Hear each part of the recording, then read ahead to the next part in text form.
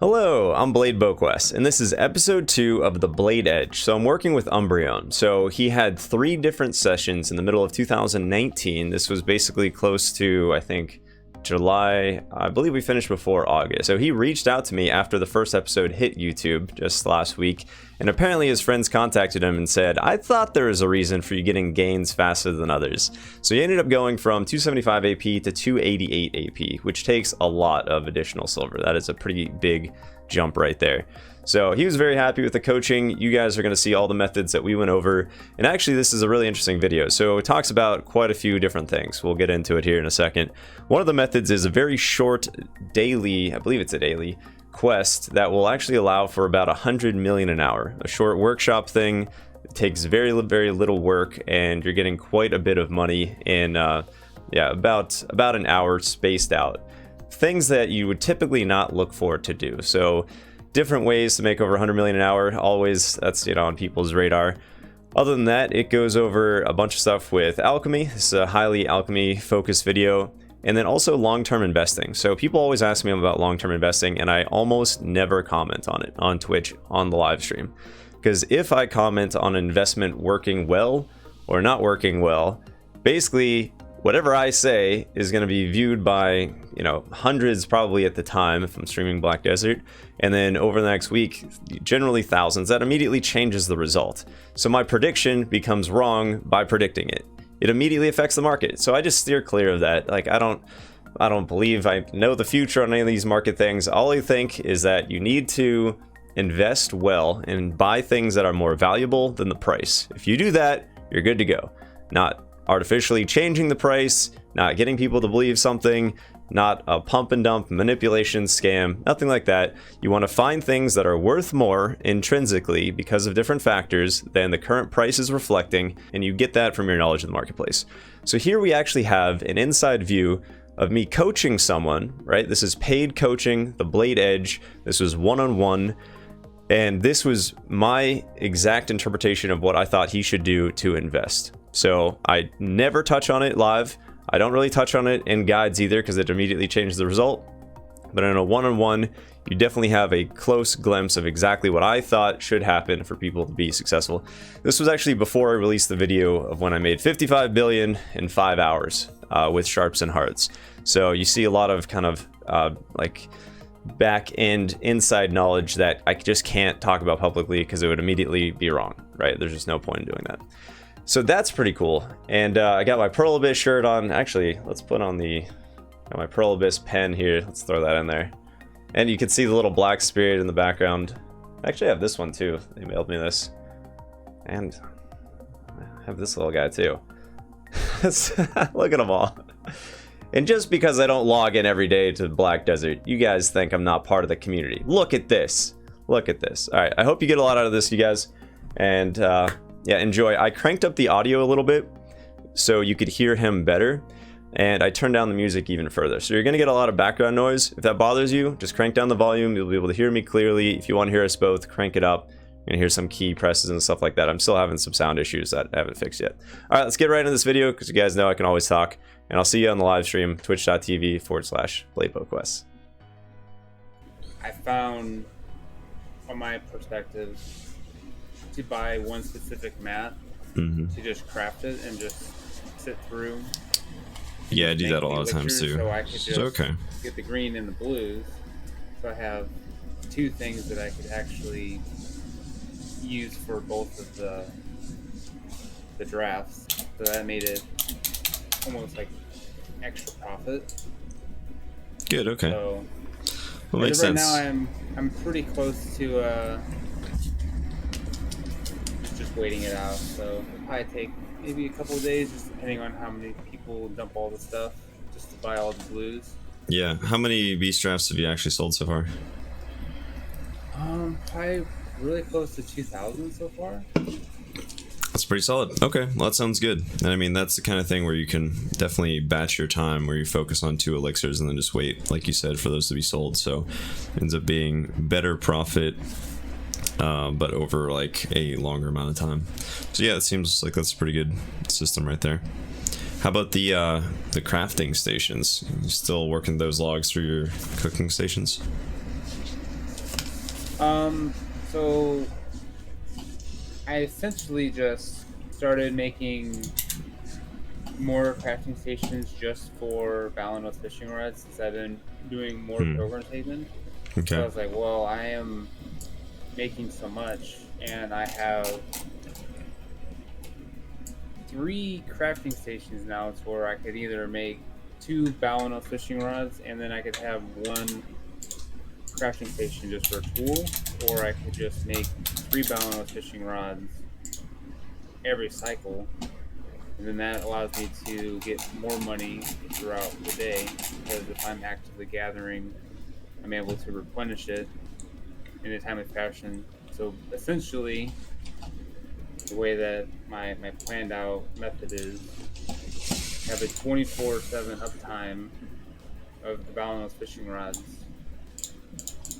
and then once all that mats is essentially made so that I can move on to another project for a short period of time while making money, and then Okay. rinse and repeat the cycle. Do you know offhand the profit per Balanos? I haven't done the math recently, but I'll do it here in a sec. I haven't really looked at it too much. The Okay. only thing that I pretty much just been buying off the market was just Trace of Savagery, and I kind of buy them in advance as I'm going. So with me kind of playing a little bit of hybrid to where I do life skilling, but then I also grind as well, Right. I could use my grinding revenue as well to kind of accelerate extra larger purchases throughout the week. Sure. Yeah, that makes sense. I end up buying the Trace of Savageries pretty much as often as I can get them as well. Alright, so let me run through this math. So are you selling them at min price here, like the 725k each? I know we didn't do much in terms of workshops on the first session, but we're going to go over some more profitable workshops today. So let's start with Balanos and we'll figure out what we're actually getting here. Balanos has been pretty steady in between being... There are some people, for some reason, they just, instead of kind of putting it one below, they kind of just shoot it down to the very, very bottom. So it has a little bit of a roller coaster effect, but it's mainly, I've been selling it between 750 to 850, depending on what the market kind of... Okay, so you're doing at like, least so 750, so that's good. So 750 to 850, okay, cool. Use an 800 price here. Check this out. And so buying your own Trace of Savagery, you're obviously making your metal solvents and then making your own crystals rather than buying them, right? Yes. Okay. And I have AFK weighted gear, so I'm able to project what type of processing I need to do overnight. So then with me being able to do that, I can process over 10,000 type of ore. So it allows me to just keep my copper threshold easier to maintain. So far I haven't really had an issue to where I had to kind of go in panic mode and actually just buy something off the market just to buy it so I can craft it. Okay, yeah, that makes sense. So if you are buying things like steel, but it looks like you're probably making your own steel as well. But if you have to buy those, and even if you had to buy the Monk's Branch, which I know we never have to do, and then if we had to buy the copper crystals, it looks like you're still making over 100,000 per fishing rod. So that's fantastic. I mean, being able to produce something within about half an hour, 40 minutes, and getting anywhere from 50k to 100k is good.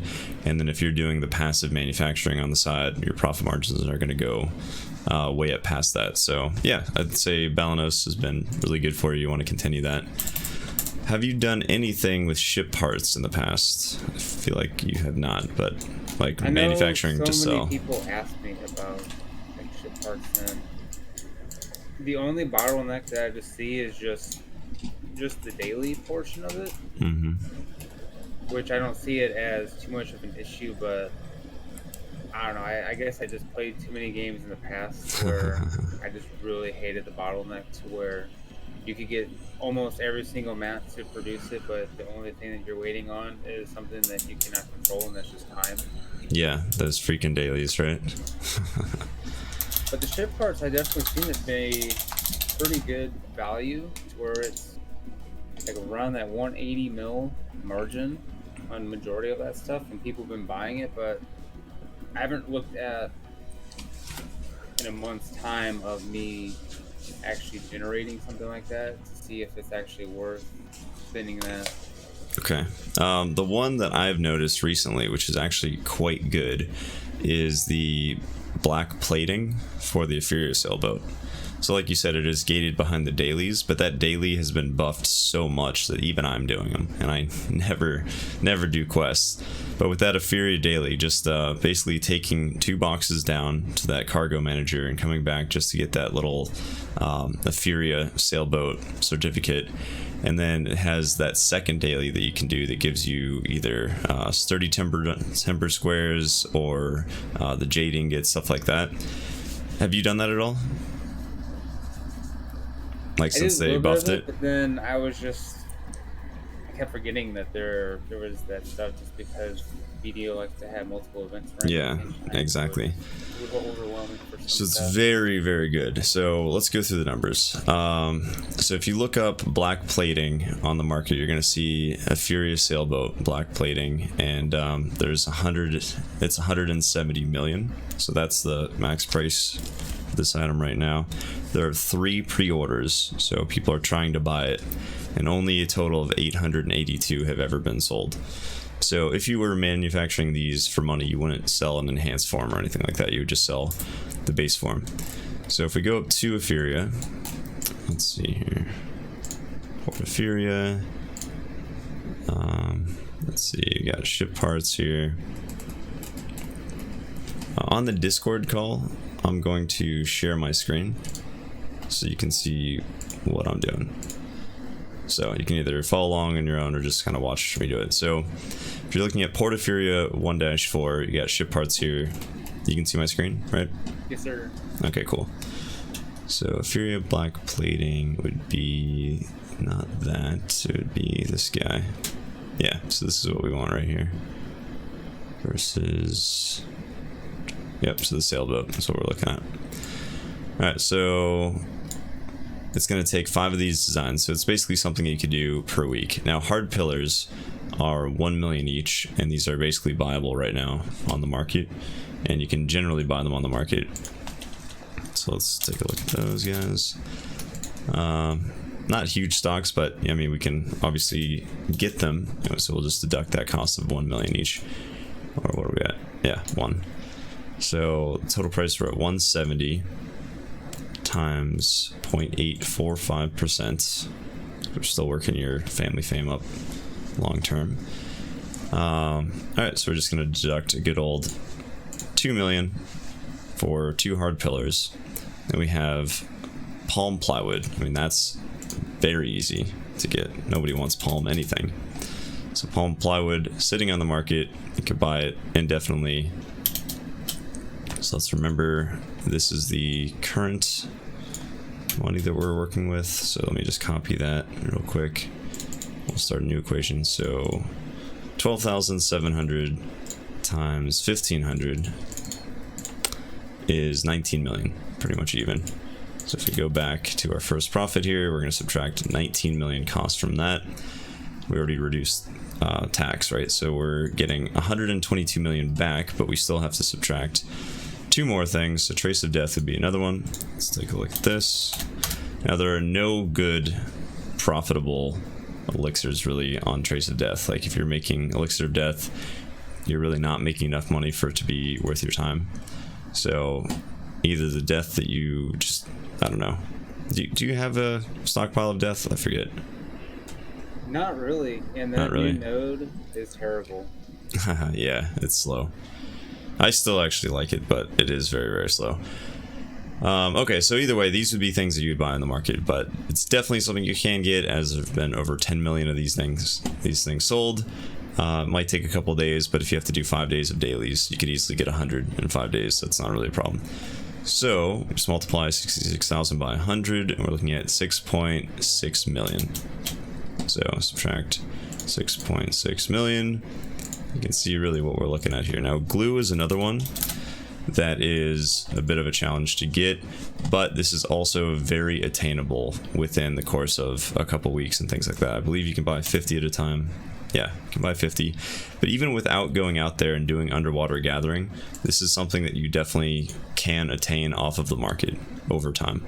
And this would be one of those opportunistic income categories where you would basically, you know, put out that buy order, wait for it to come in, and then once you have glue, once you have trace of death, you would manufacture another one of these. So just using the price of buying them on the market, we need only 100 of them. So we're going to multiply 210,000 times 100. That ends up being 21 million. And that means that without having to go out and gather or do anything like that, just buying pillars, which are always available, palm plywood always available, waiting a few days to get glue and trace of death, and then just doing that little daily for 5 days, you're getting 95 million. So that's going to be well over 100 million an hour in your rate, close to maybe 200 million an hour.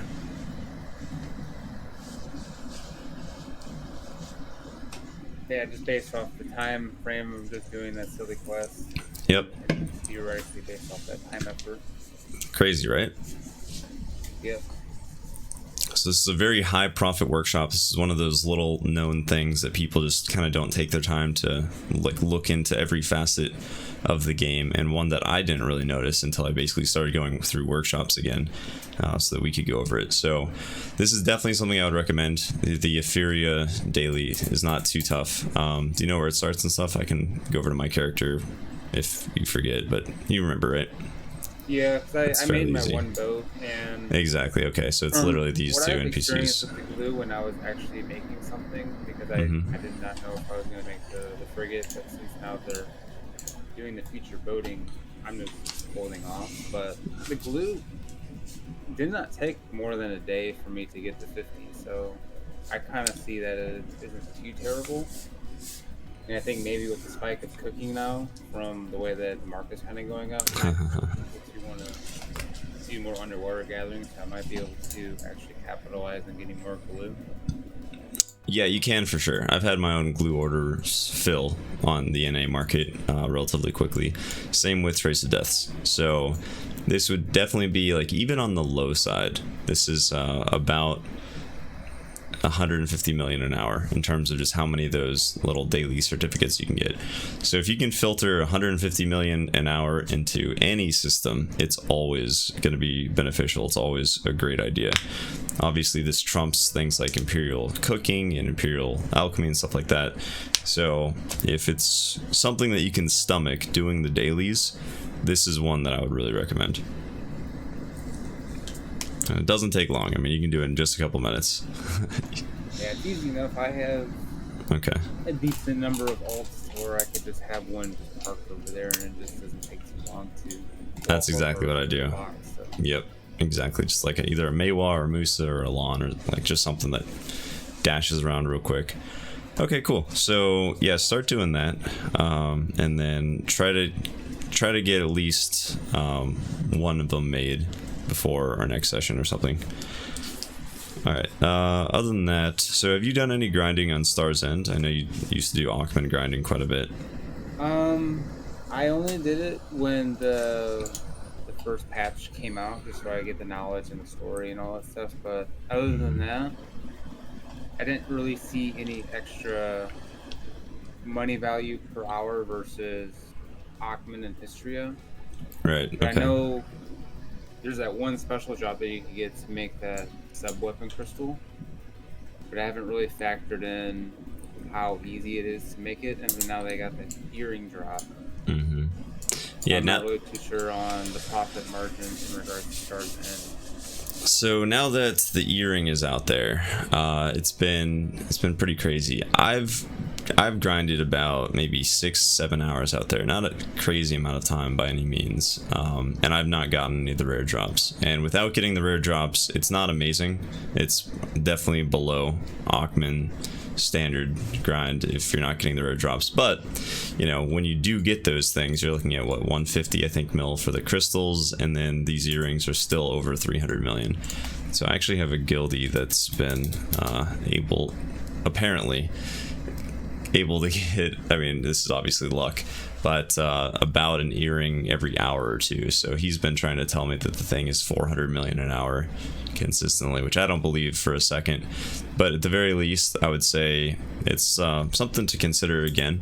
Like, if you get tired of Alchemy at all, it is a decent grind, but only the course of like a prolonged amount of time there to factor in the rare drop RNG. Yeah, it makes sense. Alrighty, cool. Just wondered how much you're out there. I just know the difference between that area to Alchemy history is you have the capability of connecting a node there and actually having a node level. Yeah, that's true. But I'm not really too sure just the CP cost, just to extend all the way out there, would benefit anything at all. That's not too bad. Let's see. I still have the loopy forest node, but at the very least, let's see. Do you have the Tooth Fairy forest north of Grana? I don't really have anything connected in Grana. Okay. So right, because we're 10 times farming. Yeah, exactly. All my CP investment in fences is definitely. Yeah, I know, that's way up there. It sucks, but then it doesn't suck because of what I'm able to produce from my farming. Kind of balances it out a little bit. Yeah, I agree. So, but if you do eventually swap over there, so the CP cost is not very much, especially since you're going to be going through that Tooth Fairy Forest node. It'll give you Trace of Forest, which is one of the ones that I really rely on. All right, moving on. So you don't even have the new stars in node then, right? Because you didn't like the way. I some stuff up just to look at it.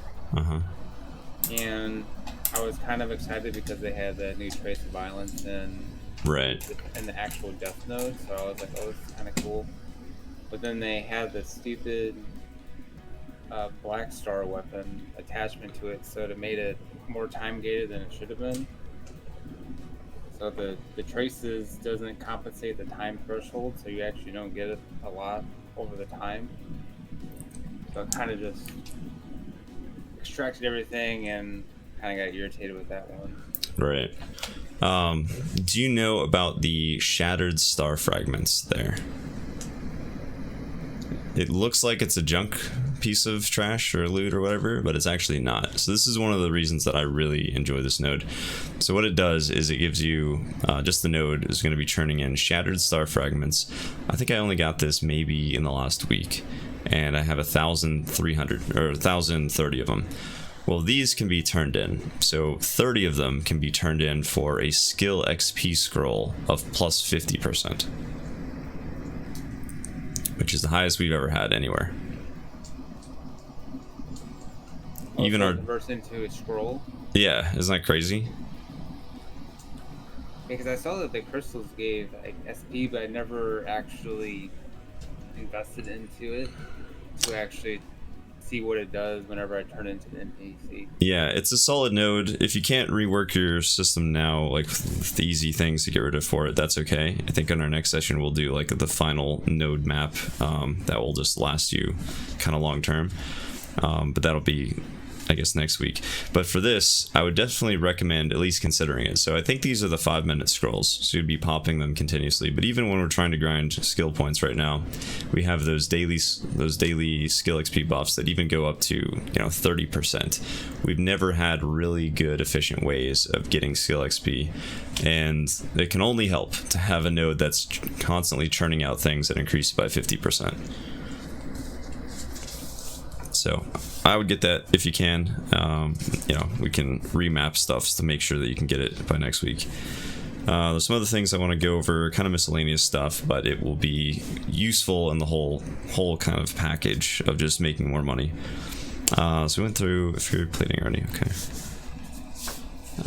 Whale hunting. What is your experience with whale hunting? I forget if we talked much about it. I've never done it. I've seen it always pop up on my channel, but I've never experienced it myself. Okay, so I used to do whale hunting a long time ago, and then I kind of just disregarded it as something that wasn't too interesting, wasn't too profitable. Apparently, though, there have been some better numbers nowadays from some friends that have been really relying on it. basically people have just been using those world chat messages whenever you see them all the time. The whale, if you find a whale, you know, let me know. If you talk to even that guy, it's easy to get into a group with about like 25 other whalers. So they just have these groups of 5 parties that are sitting out there in the ocean with an inferior sailboat, and they just hop server to server killing whales. They find them for you. You just have to basically have 3 or 4 just simple hunting rifles. Not even with the highest hunting level. You pretty much just need to be another guy on the gun.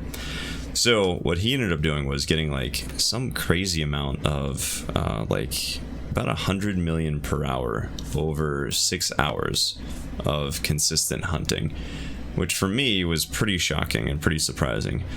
But things like, you know, these whale tendons now are having a pretty high value. I think he got 66 whale tendons in that hour, along with you know, oils, and you can get sharps and hards, and I think he's even getting Caphras out there. Then of course there's the whole blue whale molar earring. Just really good stuff in general. So it's not necessarily something you need to change your system for, but you should be aware that this is a lot better than I think either you or I expected. Yeah, it's because of the way the market was before. It was bottlenecked at, I think it was like 500,000 each or something like that. And then now that Exactly, yeah. increased the max value of all this stuff, it kind of overlooks a lot of things just because we were so used to the old mechanics. Yep. Actually, so I just noticed something. So on the market, there's a blue whale molar. So not the earring, but just the typical like piece of the earring. It is incredibly easy to make blue whale molar earrings from that one thing. So I recommend buying it, and then we'll actually walk through how that works real quick. So let me know when you have that guy. 15, actually it's up for 16.7 mil.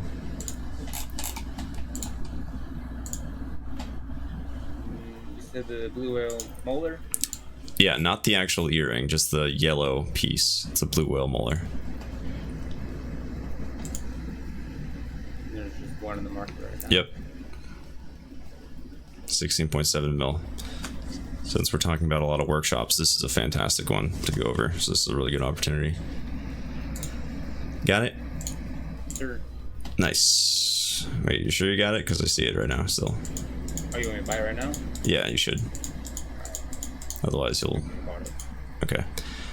So there have only been a total of 2,900 trades in the last 3 years of this particular item. They don't often go on the market, but it's just something that, you know, it might be worth a glance every once in a while, like just now seeing this. So this is how easy it is to make profit. If we go over to Altanova, and Altanova 4.5 at the bottom left has a rank 5 jeweler. So here, I'll do another screen share thing so you can just watch as I'm doing it. But I will basically, anytime I see those on the market and there's a discrepancy between the price of that whale molar and the whale molar earring, I will always get them, because it takes no time at all to make tons of money. So all you'd have to do is just invest this up. Even if you like took out a farm or something for a half an hour, it would be worth it. So you'd grab this 4-5 area, go up here, and then let's see, so, and to be honest, you only need a jeweler rank 3 to make this happen. So if we hold control, we left click on it, with blue whale molar, look at what it takes to make this thing. That's it. So we have an earring that sells for 28 million, multiply that by 0.845, and then we have 23 million profit back. You just spent 16.7 million to buy it, and then 1 brass ingot and 2 polished opals. So what, 30k? Nothing, right? So I don't know, looking at, And since I already have brass and yeah, you of course, nodes, I don't have to really exactly. So that's 7 mil. So basically it could be just as simple as you know, if you have the contribution, I'll usually have like a workshop or something, or, you know, a residence or a farm, anything like that. You can just pick up real quick and then just instantly buy that in. It only takes a couple minutes to cycle it over to rank 3, as you know, and you can manufacture that, and it'll take a half an hour. So we're looking at basically 7 million profit within 2 or 3 minutes of work. And maybe the first time you do it, it'll take you a little bit longer because you're like, okay, where are my opals? Do I need a free worker? All that stuff. But that's just one of the workshops that is very profitable. But that's another one of the interval income and opportunistic income things.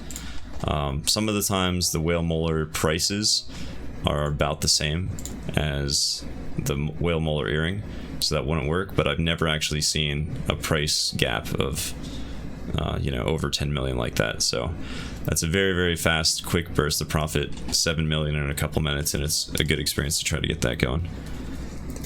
So set that up.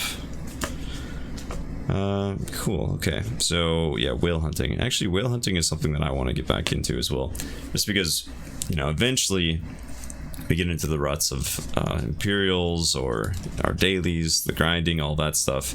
And as long as it's as easy as just whispering that guy and finding out whenever there's a whale server message, people are hunting them, you can hop out there and make a pretty consistent high silver rate.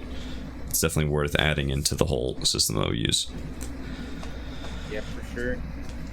Alrighty, so I did the math on some more elixir stuff and some more fruits. I'm not particularly impressed with the profits on a lot of them. So remind me again what you're farming. As of right now, pretty much purple mushrooms, unless when I did my elixirs and stuff.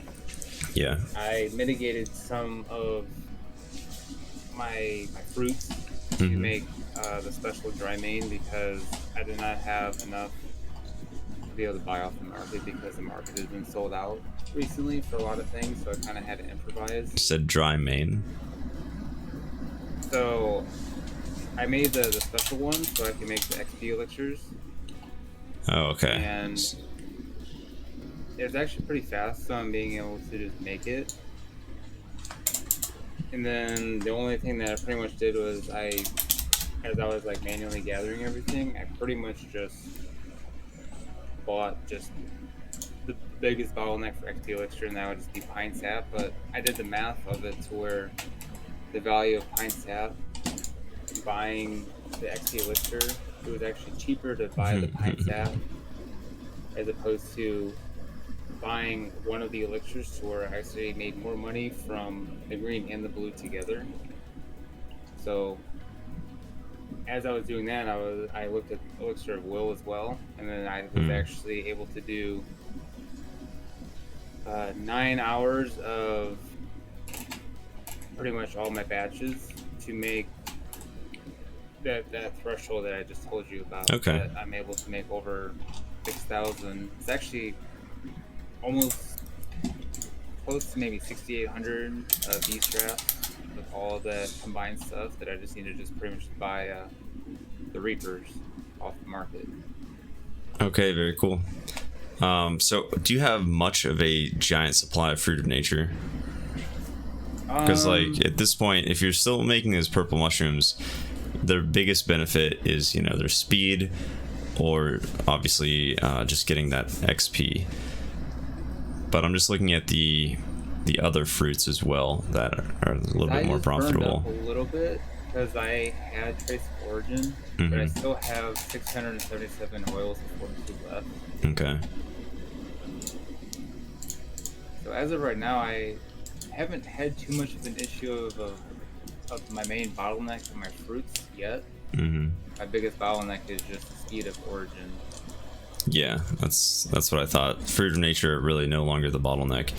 So the math I did, even as recently as last week, showed that basically buying the oil of fortitude and then making Grim Reaper elixirs were not worth it, to the point where instead of spending that time and spending the money, it would be worth it just to buy the elixirs. And I know you're already buying the Grim Reaper elixirs because that's filling that bottleneck for you.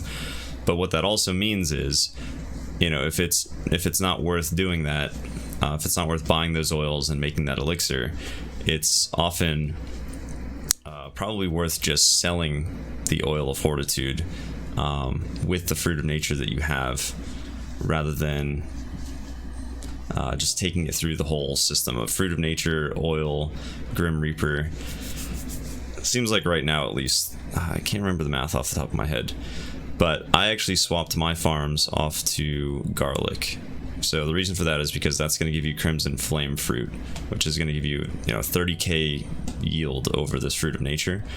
So if you're buying your Grim Reaper anyway, rather than making them, a lot of your fruits are not going to be the bottlenecks. You're going to have a surplus of them, and then those are going to go to the market. So swapping off to either garlic to make Crimson Flame or wheat to make Fruit of the Sun will make you more money in your farms than the purple mushrooms.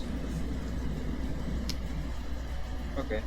The only downside with that is there's that 1 extra hour generally on the farm turnaround. So it's only slightly slower, but I mean, honestly, with how often we can get to our farms and things like that, it ends up being a little bit better. So wheat would be what you'd want to do for Fruit of the Sun. Are you doing 100 or are you doing magic? I forget. I was just doing the magic ones. Okay. Yeah, I'd continue with that. So obviously to get magic wheat, for example, so right now, Fruit of the Sun there are 200 orders on it, 77k. Crimson Flame, back when I was really excited about the dang things, were over 100k.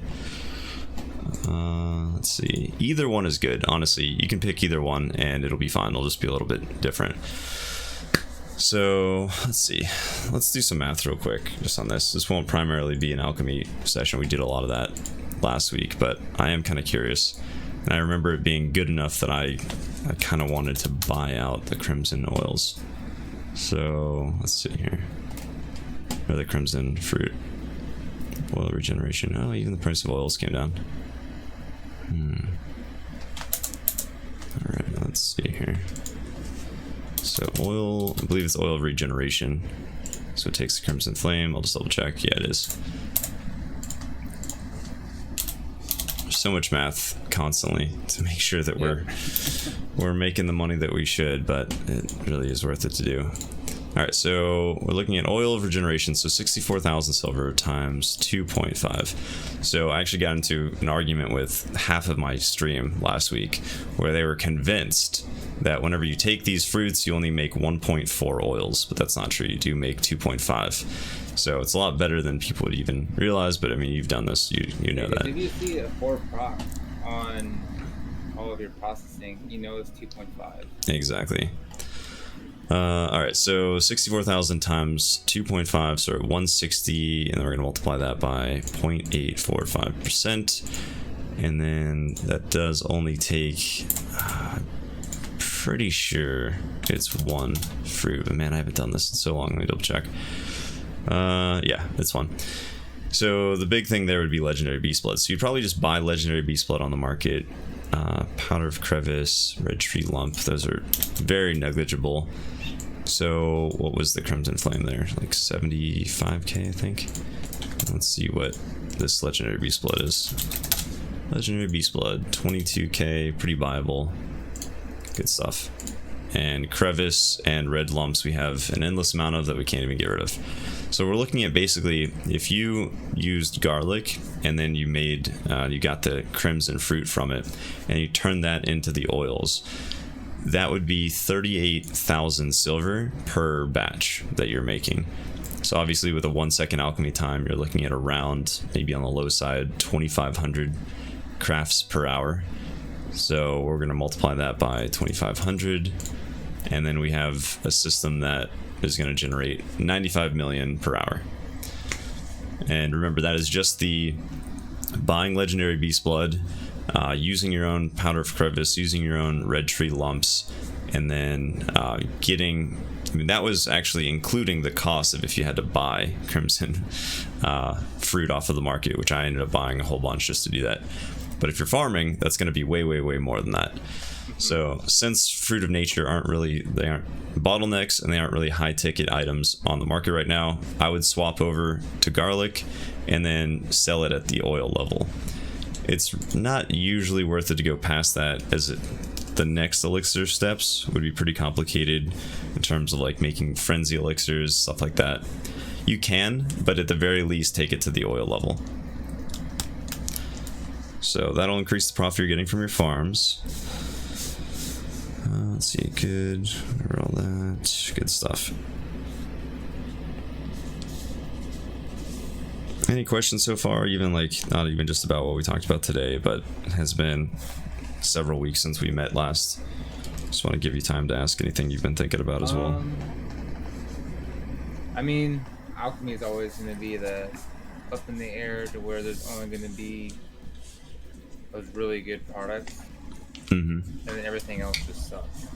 Like, it looks good on paper, but then when you punch numbers, you are thinking so much negative. Where if people think that they're making money and they're actually losing a large amount. I guess so many party elixirs just dumped in the market, which I don't understand why some people are throwing some party elixirs on the market when they are better off just using it for party grinding to actually make money off their grinding versus just selling it off the market. So I don't know what people are doing, honestly. Yeah, I agree with that. Alchemy is really exactly like you said. You have to hone in to those special circumstances of making profit and continuously do math there. Have you recently done the math for scrolls, memory fragments, relics, forbidden books, those kind of things? Honestly, I never knew the formula in regards to how to balance between running one scroll versus all that, because cool. Okay, I'm gonna be real, I haven't really ran relics in so long to where I don't even really know the threshold anymore. Yep, no worries, that's why I'm here. So let's go over that for the rest of today here. That's some really good stuff. It actually just became valuable again, and so I'll do a screen share. That way you can just I know we could blame Blackstar for and then Shy come out and kind of really destroy the market to make everything so crazy now. Yeah, exactly. And we have just a lot more silver coming into the game again. Alrighty, are you aware of the notepad feature in the game? That's a really handy little thing. I've seen it, but I've never actually used it. I love this thing. This is great. So you can click on that. You can just keep track of all sorts of different things that you need. I really love doing that. So we'll start with relics. Okay, so the profits on relics aren't amazing right now, but we're gonna run through, like I said, the formula just so that you have that and you know it. So looks like we can get them at about 1.6 or a little cheaper. It's 1.6 thousand. Now you know we need 5 of them. That's nice and obvious. So we're spending 8 million. So you spend 8 million, you got 1 relic scroll. Nice and simple. So let me go into the notepad here, and this would be something to probably write down just so that you remember it in the future. Okay, now some of these numbers are relevant versus prices that were in the past. So if you see some ridiculous things like over 100 million an hour, you can just ignore that because that's not at all what we're looking at now. But the important thing to know is this. So it takes about 1.5 minutes, so like 1 minute 30 seconds, in order to run a single relic scroll solo. So that means you can run 40 of them per hour. On average, you get 4.7 memories per scroll. So this is something that I have tested quite a lot. It is something that has been community tested. You know, we have like tens of thousands of trials. And we know that on average, a relic scroll completed is going to give you 4.7 memory fragments. So if we take 4.7, and I think memory fragment right now, their prices are about 2 million. Let me double check. Yeah, okay, exactly. So we're 2 million, and these things sell pretty quickly, so you could even probably bump it up 50k or something, but we'll just use the 2 million price. Alright, so if we get 4.7 of these per scroll, we're going to multiply that by 2 million per memory fragment.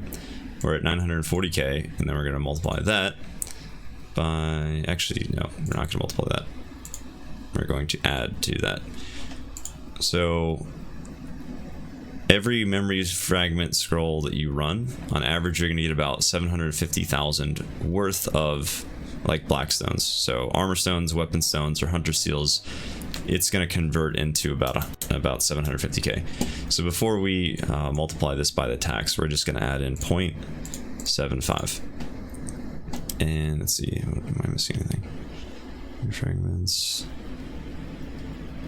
And that 750k includes the trash that you would get. So that basically means, you know, whenever you're running one scroll, you're going to be getting 10,000 or 10 million, I'm sorry, worth of just net worth. So multiply that by 0.845%, and we find we get about that. So if we're spending 8 million per relic, we're getting about 500k, and that's better than I thought it was. I thought it was worse than that. So if we get 500k per scroll and we can run 40 of the dang things in an hour, we're looking at 23 million an hour. So I didn't even think there was any profit. It looks like there's some profit, but not enough to interest us. That doesn't matter. 20 million, we can beat that 1,000 other ways. But that's the formula. That's how you know how to do it. So simple enough. Now the written scrolls have a different formula in terms of like how many memory fragments and stuff that you get. So written scrolls are pretty expensive right now. I think they're almost max price, but these are probably going to be worth your time. We'll do the math again, but probably. So it looks like you can get them, yeah, between 21 and 22. We'll just use the higher price. So 2.2 times, again, 5. So we're spending 11 million in order to get these guys. Now written scrolls of ancient, whatever it is, are going to give you 7 memory fragments on average. So a lot better, and then of course you don't get as many black suns and things.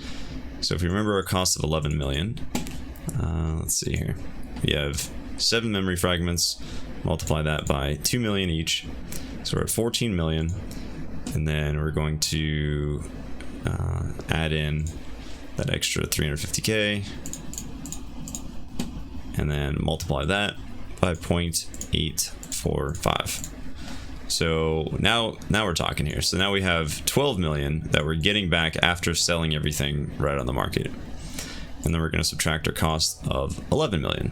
So we're looking at 1.1 million profit per scroll. If you remember, these things do not take long. These are 2 bosses, they're not 3 bosses, and they spawn a lot faster than normal. So you can actually do between 60 and 70 of these an hour. So it really is quite good. So we'll just say, let's actually just do the low side. We'll just say we run 60 of those an hour. So now we're looking at 67 million an hour. Not bad, right? Not bad at all. And that's for buying these written scrolls at max price and then selling memory fragments at the lowest price. So we know we're always going to be able to buy those, and we're always going to be able to sell those memory fragments. And by always, I mean, like, you could do it now, you could do it in 2 hours, you could do it tomorrow. Might not work next week or in 2 weeks or 3 weeks.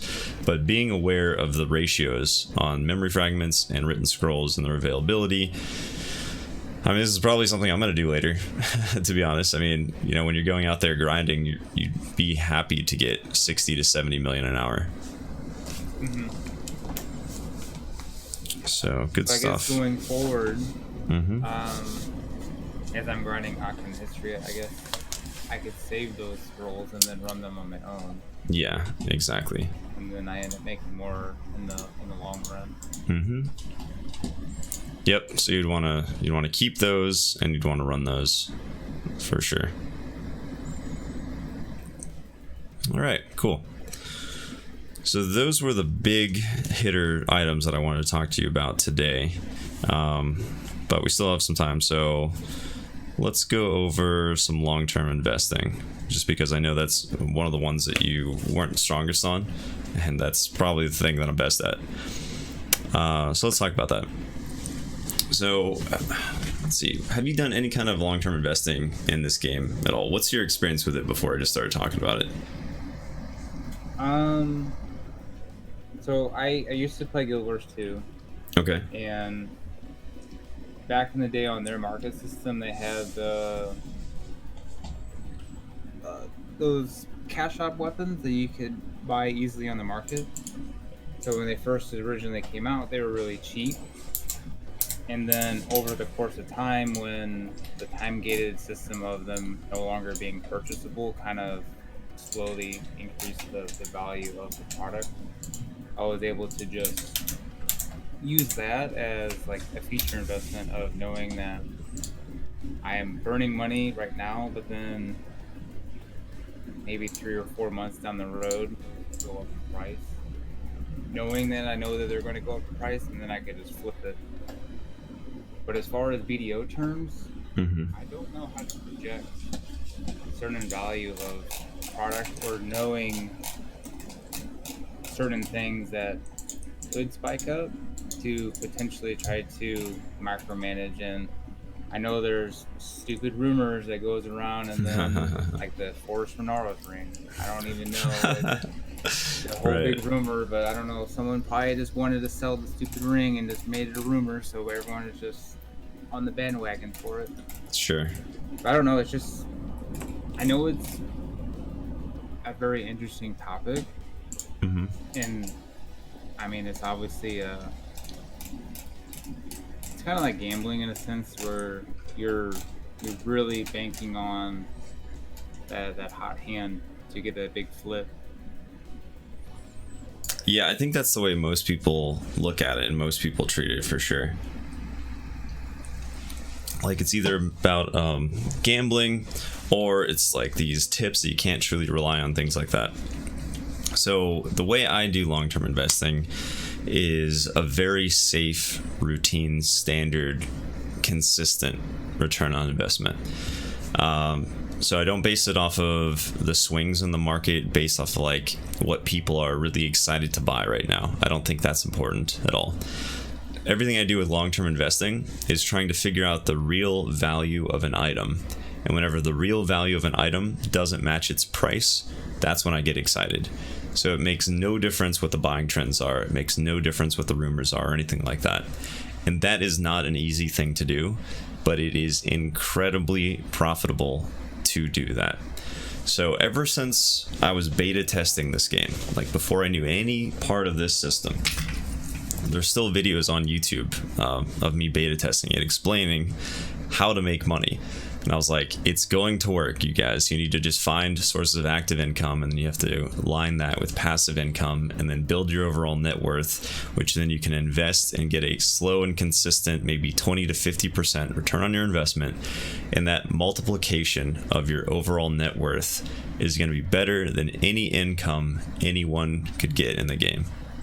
Because intelligent investing is going to make the biggest difference.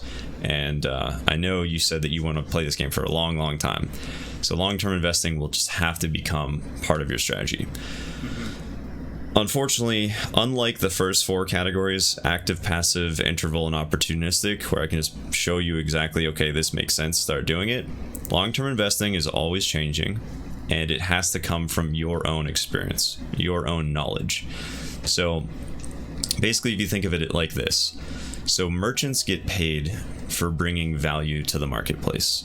So basically, the only way I'm going to ever get any money is by providing an item for people that want it more than the silver that they have. And the better you do that, the better you learn opportunities of moving items from low yield to high yield, buying whenever people don't want it and selling when everybody does want it. The better you do that is really, it's not even, don't consider it like profit necessarily. It's really your salary as an investor. And the more skilled you are at learning the marketplace, that's just going to increase, it's basically a blank check at that point. So let's go over some examples. So like I said, it does change all the time, but these are kind of the important things to look for. So in Black Desert, this is kind of a unique thing to this game in particular. We have a very event-based economy. It is crazy. And a huge portion of good investments come from the fact that we have events that last way too long and give us way too many things. And the majority of players just don't want them. They just, if it's bin shows or weapon cores or guardian seals, when it's like an accessory thing like that, they will flood on the market, and that, as has a direct correlation to sharps and hards. So as there's higher and lower inflation, sharps and hards are going to go up and down. That's just kind of a constant up and down fluctuation is going to happen. And when those accessory events hit the market, it drives down the price of accessories, and it drives down the prices of hard crystals and sharp crystals as well. So that's one that I definitely try to take advantage of pretty much any time that I have money that I don't have to put towards a piece of gear. What I would recommend doing is trying to invest about 5 to 10% of your net worth. Do you have any idea what your net worth is right now? Honestly, I have no idea. No idea. Okay, yeah, it's kind of hard to gauge it, and you don't even have to keep track. Like, I think I went over a year without ever counting mine. It's not that important. But then you could probably say something like maybe 5 to 10% of the most silver you've ever had, or something like that. That won't be an exact number, but basically, I would encourage you to start experimenting with long-term investments. And it doesn't have to be today or next week or something, but even like after our coaching sessions are over and stuff, hit me up and let me know what you've at least tried. Because the more you practice and the more experience you get, the better things are going to go for you. And it's a muscle, dude. It's a muscle you got to train, you got to practice, you got to kind of think outside of your normal comfort zone. So I'm just going to talk about some of the investments that went really well for me, and that should hopefully spark your imagination. If you want to write some of these down just to keep notes, you can. Otherwise, you'll eventually get the recording of our sessions so that you can go over again. So way back in the beginning of the game, the first month or two, there were platinum crystals. So these platinum crystals were sitting on the market for 60,000 a piece, and these things, basically nobody would buy them ever. They were min priced, and there were tons and tons and tons of them. But I knew, based off of the value of other crystals, that eventually we would get something in the game that would make platinum crystals worth it. So even though I had nothing to my name, I had maybe 10 million or something like that, and I'd spend an hour trying to make 1 or 2 million, I would basically keep on buying 3 or 5 crystals every day. Just because I didn't know what it was, I didn't know the Korean version of the game, I didn't read the Korean patch notes, I had no idea what their future use was. But here we had an item that cost more to get than the price of the item. So I knew eventually, or at least I hoped eventually, there's risk in any of this stuff, that I could reliably get rid of these things. And what was really funny was, I told the stream about this. I was like, hey, I think this is a great opportunity. This makes sense. We should be buying these things. If you can easily just take these iron crystals and turn them into, all these rods and stuff like that, and they're worth 150,000 plus. Well, these platinum crystals are sitting at 60k and nobody wants them. And the only way to really get them was either, it was very hard to get platinum before, Medaya was out. The only way to do it was to melt down things. So that was an opportunity where I ended up buying these things consistently, and when Medaya actually came out and platinum crystals were used in jewelry, I was able to sell them for between 4 and 5 times their value. Really a nice beginning investment. It helped a lot. And it was so funny because everybody saw me do this and nobody cared. And I mean, for weeks and weeks and weeks. Oh yeah, it was hilarious. For weeks, these were minimum price. And I was like, guys, I just think this is a really good idea. And that was before my stream had any market influence whatsoever. So this was before the coal crash. Just, I would talk about buying investments and people would be like, yeah, whatever. So that worked really well. So that's one of my lines of thinking in that one. Another profitable early on investment were actually reagents. So this is something that's kind of common in most games, this kind of scenario, and just something that's good to think about. So whenever people are power leveling Alchemy, for example, one of the first things they do is reagents. They do their quests, they learn how to make reagents, and they get weeds and stuff like that. So people, as a whole player base, if you think of the entire community as almost working for you in a sense, they are all mass producing these base level things. Well, it stands to reason that these base level things are going to be very important later on in higher level recipes. So these things sat on the market for 400 silver a piece, powder reagents and liquid reagents. And I was just thinking, I'm like, eventually we're going to be on the other side of it. We're going to be on the side of it where people know how alchemy works, and they're going to want to basically mass produce higher experience items, or these are going to be used for higher profit for other people. So this is likely going to go up. So that was one of my bigger investments. And I say bigger, I think I only bought like 7,000 because I didn't have any money. This is the very, very beginning. So I like bought 7,000 reagents over the course of weeks for 400 silver each. And that was before they had the price caps that they did on the last market. I was actually able to sell them for over 3,000 a piece.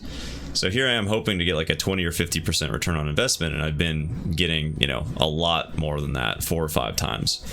So that was another good one, and a totally different line of thinking for investing. And, I wasn't investing very much, but I gained experience, so I could start recognizing these things better and faster. And that's what you have to do.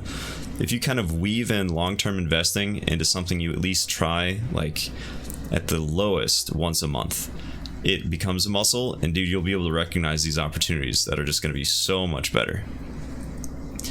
Other things that were really good. So if you break down weapon stones into blackstone powder, you get 80. You get 80 blackstone powder from a weapon stone and 50 from an armor stone.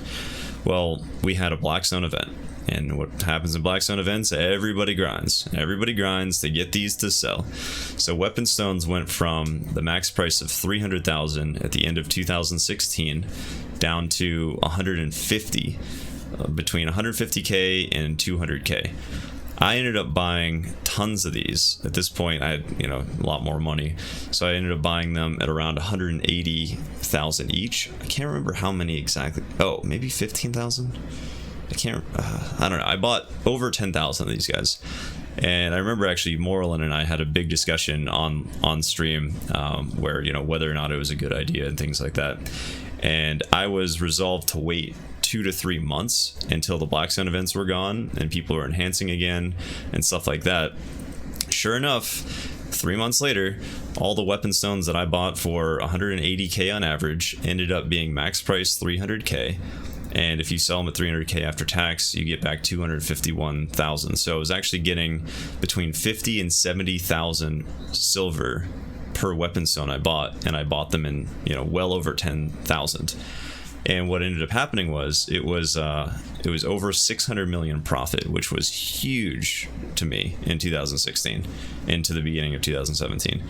And that ended up being 89 million an hour. And if you can think back to January, February of 2017, that was impossible. You don't get that anywhere. Yeah.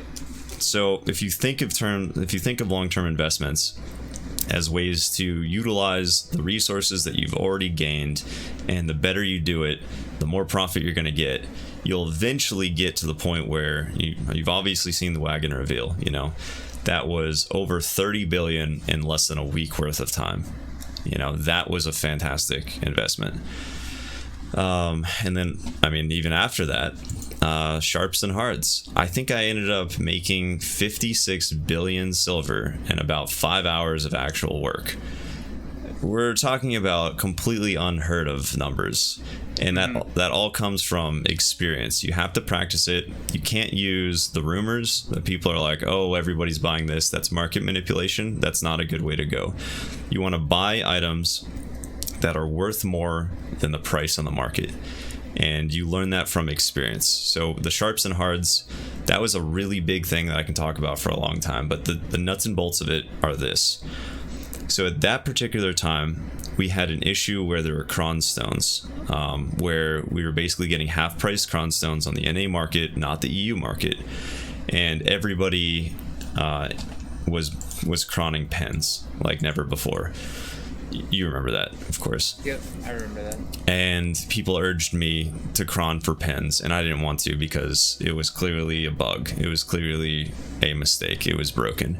It was only on the North American server that we had these half-price minimalized things. The EU market didn't have it, and I didn't want to take advantage of it. I didn't want to get anywhere near it, even though you saw all day people were just cranking out pens.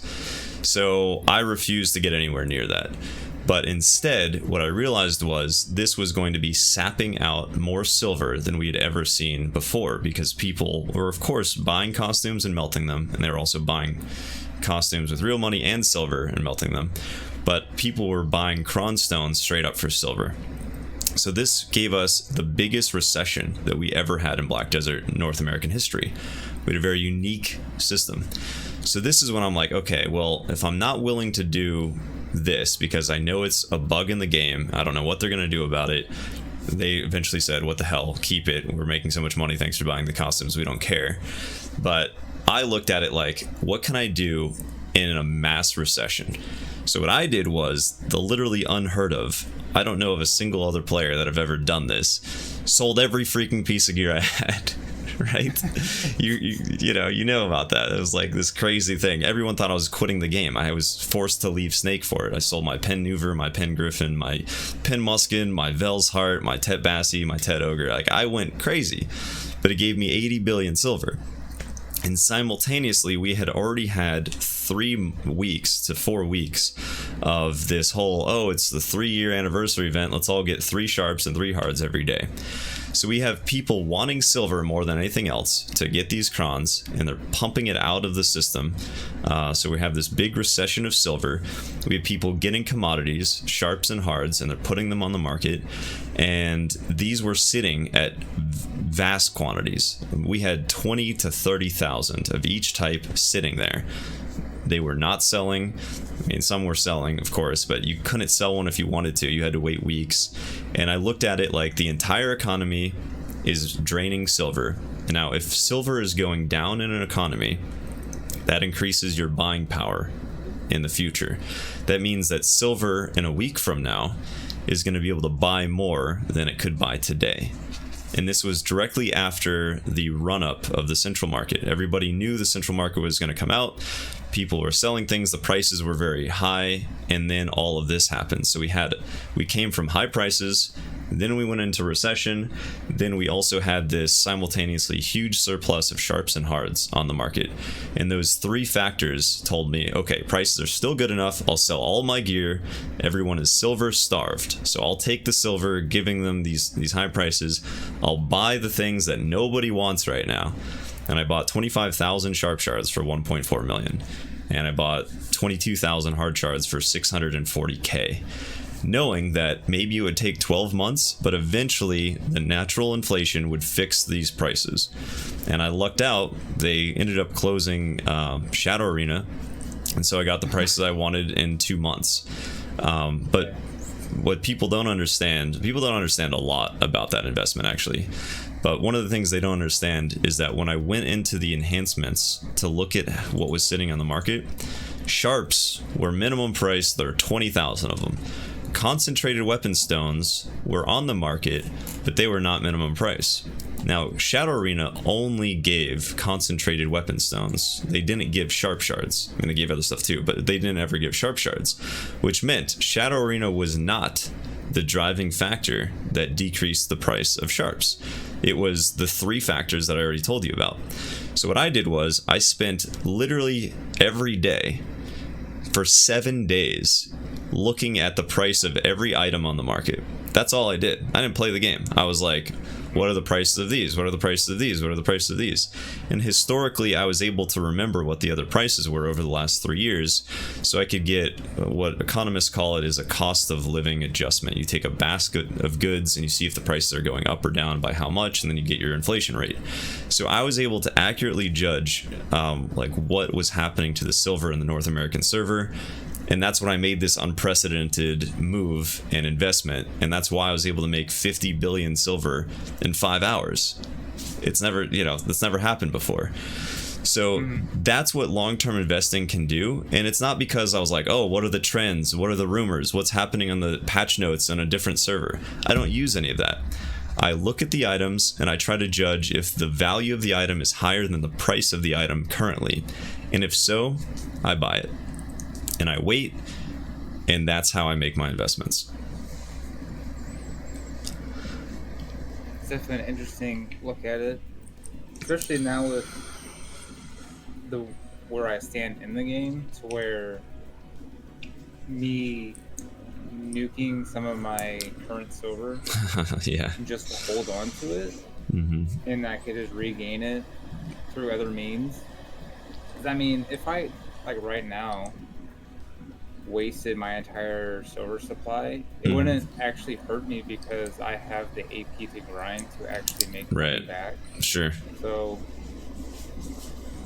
it's actually won't really scare me to try to dive into certain things and try to figure out some type of money marginal value to try to look at certain things.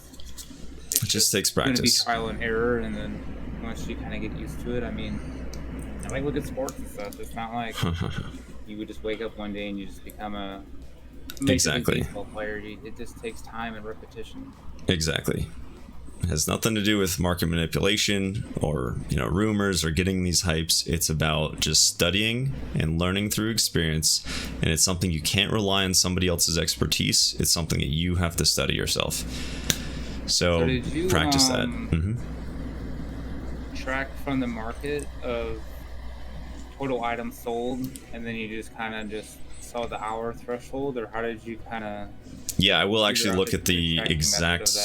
So I will look at how many items have been sold historically at different prices, and for the wagon reveal, I had spreadsheets where every 24 hours I would keep track of the total sold, so that way I knew how many would be used by the economy within that 1 day period, basically. But for this sharps and hard buying thing, I basically looked at the prices, so I wanted to see the overall state of going up or going down. And then one last example here is we're basically towards the end of today anyway. But so this is actually an investment that I just made that nobody knows.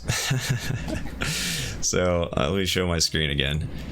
So later today, I think people will find out that I did this and have the reaction. Now, I didn't buy the Ronros rings. Everybody has been asking me constantly if I bought the Ronros rings. What I did do this morning was buy the tree spirit belts. They're gone. I also saw your warehouse balance, and I was like, where did your money go? Yeah, not in pre-orders this time. So I bought the tree spirit belts. I bought just about all of them. So I've been watching this for a long time. So the reason we had a huge amount of tree spirit belts was because of, again, the same accessory events that ended up giving us bench shows and weapon cores and guardian seals many months ago.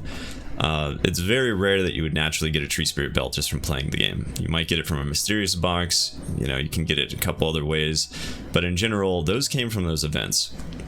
Now, we could have more events, and then this will just be resaturated, and then that'll be it for that investment. This investment does not have a very good exit strategy at all. While the other ones had melting accessory exit strategies, this one does not. But basically, there were 10,000 tree spirit belts on the market in the last couple months, and I watched those slowly going down to 8,000 to 7,000 to 6,000 to 5,000 to 4,000, and this morning there were about 3,000 left on the market. Now what that shows is at the minimum price there is a higher consumption than there is production, basically. And we have inflation coming back into the game, and we have accessory prices moving up, and we also have a meta shift more into a lot of evasion and accuracy. So tree spirit belts historically have been 30 million plus, and on Xbox the things are still like 30 to 50 million. These are good high accuracy items, and they were sitting at 3.4 million. So I only bought 2,800 of them, but I bought the last 2,800 of them, which basically means that in a swing that went from 10,000 down to 3,000, the consumption was higher than production. So this was a good time to basically swoop in and grab the last little bit of them. And me buying them is not supposed to change the price. It's supposed to grab the last amount of supply and then wait, I don't know, probably at least another month, 2 months or something like that, until I could see even something like a 50% return I'd be happy on. But I think I'm going to see even higher than that. So that is an investment that I just made. We don't know how it's going to work, but I'll let you know. And definitely start practicing your long-term investments, at least here and there. It doesn't have to be too crazy. Easy enough. Yep. All right, man. Looks like I gave you 70 minutes instead of 60 today. But what I want you to do here is, manufacture that whale molar. That's an easy one. Start working on black Furia plating. Make at least one of those before we meet next. And then also, your systems have been really good. Everything that I've looked at, the first session, I've really liked it. and we've gone over a lot of stuff, but overall, you're at the place where I think you should be. So I don't have a whole lot left to tell you next week. Well, don't worry, we'll still have a bunch of stuff, but come up with 10 questions. Or 5 to 10. We'll say 5 to 10 questions that basically you would like me to expand on or go over or give you some experience or stories or things like that. And I'll just try to improve those aspects of your game, and then we'll wrap everything up in about a week from here. Sounds good. All right, man. This was fun. Thanks for this. Oh, yeah. I appreciate it. Yep, no problem. All right. I will talk to you on Discord. All right. See ya. See ya.